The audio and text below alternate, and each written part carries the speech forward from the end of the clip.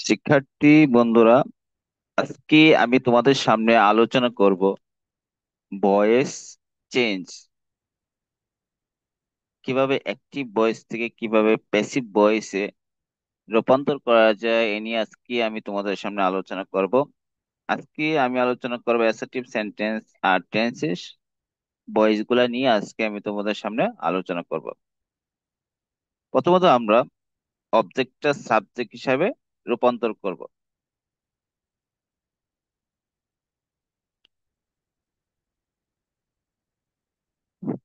তারপরে আমরা auxiliary verb বসাবো, তারপরে ভার্বের পাস্ট পার্টিসিপল, তারপরে যদি সেন্টেন্সের বাকি অংশ থাকে তাহলে আমরা এখানে বাকি অংশ বসিয়ে দিব। তারপরে আমরা বাইয়ের পরে আমরা সাবজেক্টটা অবজেক্ট করব। এখন আমরা দেখব অবজেক্টটা কি, অবজেক্ট থাকলে এটা সাবজেক্ট করতে হয়, অথবা সাবজেক্টটা কিভাবে অবজেক্টে রূপান্তর করতে হয়। এ নিয়ে আমরা আজকে আরো একটু বিস্তারিত আলোচনা করব।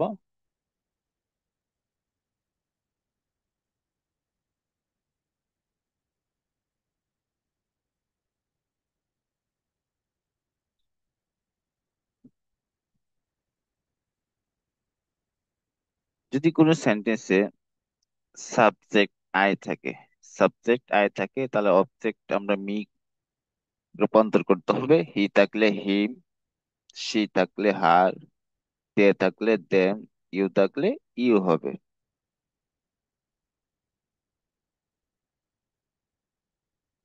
ওই থাকলে আজ, ইট থাকলে ইট। আর যদি কোনো নাম থাকে তাহলে কোনো পরিবর্তন হবে না, যা আছে তাই থাকবে। এখন আমি কয়েকটা অক্সিলারি ভার্ব, কি কি অক্সিলারি ভার্ব থাকলে আমরা এটার সাথে কি যোগ করবো এই নিয়ে আমরা আলোচনা করব। যদি কোনো সেন্টেন্সে এম ইজ আর, ওয়াজ অথবা ওয়ার অথবা শেল বি ওয়েল বি এর সাথে থাকে তাহলে এর সাথে আমরা যোগ করব বিন, যোগ করব বিই আই এন জি। এই বিনটা আমরা যোগ করে, এটা কেটে না, এটার সাথে আমরা বিনটা যোগ করে দিব। যদি কোনো সেন্টেন্সে এম ইজ আর থাকে, ওয়াজ অথবা ওয়ার থাকে, অথবা শেল বি অথবা ওয়েল বি থাকে, এটার সাথে এটা রেখে এটার সাথে আমরা যোগ করে দিব, বিন যোগ করে দিব। আর যদি থাকে হ্যাভ অথবা হ্যাজ অথবা হ্যাড অথবা শ্যাল হ্যাভ অথবা উইল হ্যাভ থাকে, তাহলে এর সাথে আমরা যোগ করব বিন, বি ডাবল ইএন, বিন যোগ করব। আর যদি শ্যাল অথবা উইল থাকে এর সাথে শুধু আমরা বি যোগ করে দেব, এর সাথে শুধু আমরা বি যোগ করে দেব। আর যদি অক্সিলারি ভার্ব না থাকে তখন আমরা দেখব সেন্টেন্সটা কোন টেন্স।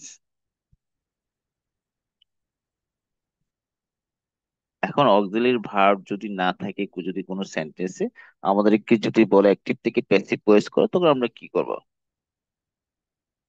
তখন আমরা করব, যদি সেন্টেন্সটা যদি প্রেজেন্ট টেন্স হয় তাহলে আমরা এম ইজ আর বসাবো, আর যদি পাস্ট টেন্স হয় তাহলে ওয়াজ অথবা ওয়ার বসাবো। এখন আমরা কয়েকটি উদাহরণের মাধ্যমে বৃষ্টি বোঝার চেষ্টা করব। যদি কোনো সেন্টেন্সে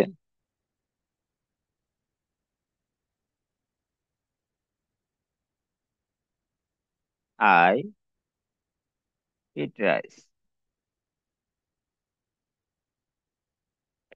এখানে আই ইট রাইস এটি হচ্ছে অ্যাক্টিভ ভয়েস, এটা আমরা কিভাবে প্যাসিভ ভয়েস করব?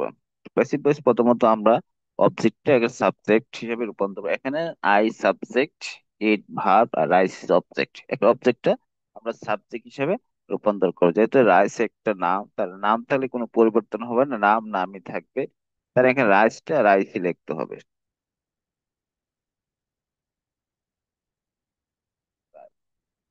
আর I, R I C E, rice. যেহেতু এখানে কোনো অক্সিলারি ভার্ব নাই, এর আগে বলছি যদি কোনো সেন্টেন্সে অক্সিলারি ভার্ব না থাকে, সেন্টেন্সটা যদি প্রেজেন্ট টেন্স হয় তা এম ইজ আর বসাতে হবে। যেহেতু এখানে আইট রাইস এর প্রেজেন্ট টেন্স, এর জন্য রাইসের সাথে ইজ বসাতে হবে। Rice, rice. তারপর ভার্বের 3 নম্বর হবে, এখানে ভার্ব আছে ইট, ইটের 3 নম্বর হবে ই এ, ই এ, টি ই এন, ইটেন। তারপরে আমরা ভাই বসাবো বি ওয়াই, বাই।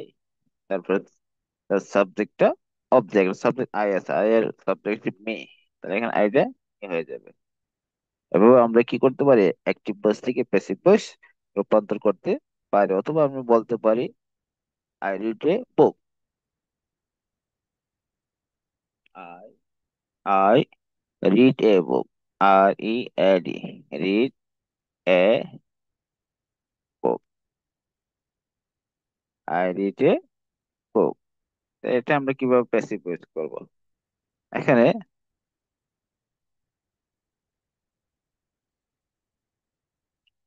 প্রথম আমরা অবজেক্টের সাবজেক্ট হিসেবে রূপান্তর করবো। এখানে তো একটু অবজেক্ট আছে এ বুক, অবজেক্ট এ বুক, তাহলে এখানে এ বুকটা এ বুক থাকবে, এ বুক, এ বুক। এখানে অক্সিলারি ভার্ব নেই, তাহলে অক্সিলারি ভার্ব এটা প্রেজেন্ট টেন্স, তাহলে এখানে এ বুক ইজ হবে, এ বুক ইজ। রিড এর তিন নম্বর রূপ, তিন নম্বর রূপ হবে আর ই ডি, রিড, তারপরে বাই, তারপরে subject object, subject I I থাকলে হবে মি। তাই আমরা এভাবে কি করতে পারি, অ্যাক্টিভ থেকে আমরা প্যাসিভ ভয়েস রূপান্তর করতে পারি।